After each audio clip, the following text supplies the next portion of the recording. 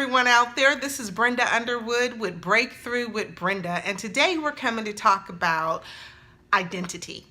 The power of your identity building your confidence. When we come to a place in our lives where we realize we get to define who we are, you get to define whether or not you're going to be temperamental or angry, bitter, resentful, happy, peaceful.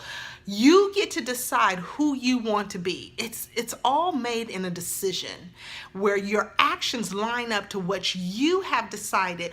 This is the person I want to be. Let me talk to you about the power of identity. When we know who we are, when we know who we are before life happened to us, before the breakup, before the termination, before the business went under, when we have our identity solid, then when life happens, we're not moved off our center. We're not moved off anchor. When we know who we are, when we're criticized by others, we can say, I know that's not who I am. I know that that's just bitterness or envy or jealousy that is attacking my identity.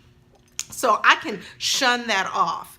I can let that that criticism roll off of my back like water rolls off of a duck's back. Because when you know who you are, you can have confidence in who you are. The other power of identity is when you know who you are, then you are not going to allow people to bring you out of your character.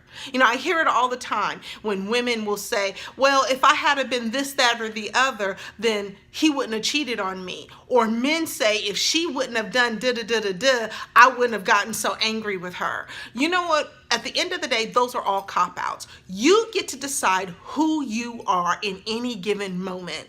And when you make that decision prior to life happening to you, then you can stand secure in your identity, and it will build your confidence to move forward with an assurance that you get to determine your actions, you get to determine your emotions, and you get to determine your level of happiness, because you're not allowing someone else to bring you outside of your character, because you know who you are as a person. You know that you are a person who is going to be dependable, someone who's reliable, someone who's honest, someone who operates with integrity, someone who is loyal, someone who keeps their word, someone who is committed to their commitments. When you know this is the person you are, when someone comes alongside you and attacks your identity, like I said earlier, you can let it shrug off. When someone comes and pulls you outside of your character, tries to pull you outside of your character, you can shrug that off.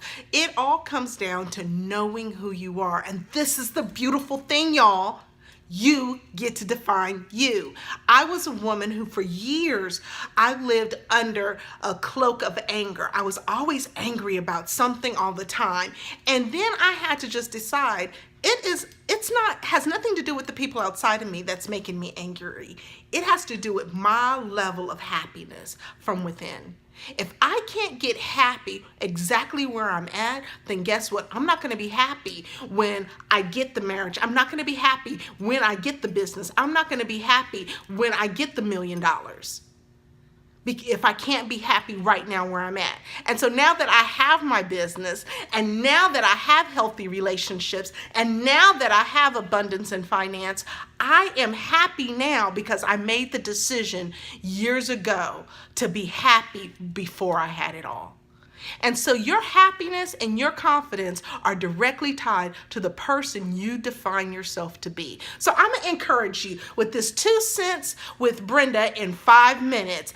I am going to encourage you to define who you want to be in life. And if you need some help, check out my blog at breakthroughforlife.com. And I have a blog called Identity Under Attack. When you know your identity and you are your true authentic self, then your confidence builds and your level of happiness can go far beyond whatever you've ever thought it could be. I challenge you today to really take a look and define, who do you want to be? You don't have to be what your past says. You don't have to be what has transpired in your life and the things that have walked away from you and the people who have walked away from you and the disappointments and the failures. You get to define who you are, and I challenge you to do that today. Peace and love be with you. Bye-bye.